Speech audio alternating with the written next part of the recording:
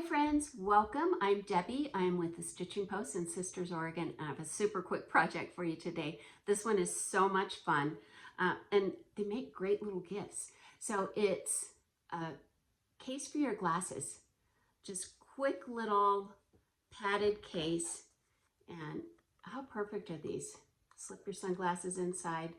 And all it takes is a square of fabric that is about 7.5 to 8 inches square. And then you're going to use some batting. And then for the inside, I like using some flannel. And we have some really nice solid flannels. You could even use a plaid or whatever you would like. Okay, so I have my fabric layered. I have my batting, my outside fabric, and my flannel for the inside layered on top, and the flannel and the outside fabric are right sides together. And to get that curve, I'm using a ring from a mason jar. You could also use, a coffee cup. You just want to get that cute little curve. And just a regular pencil and just draw your line. Perfect. So what you're going to do is stitch your 1/4 inch seam all the way around, leaving an opening at the bottom for turning. So all the way around, following that curve and coming back.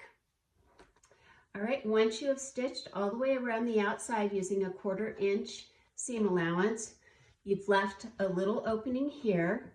You want to trim off your corners so they'll turn nice. And then you're going to clip this curve right where you drew the curve. And then for a curve, so it'll fold over nice, just do a couple little snips, making sure you don't go past your seam allowance. All right, I'm going to clip those, and then you're ready to turn it.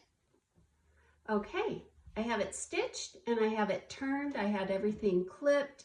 I took it over to my iron and gave it a quick little press just so you get that nice easy edges. And then it's just a matter of folding it in half.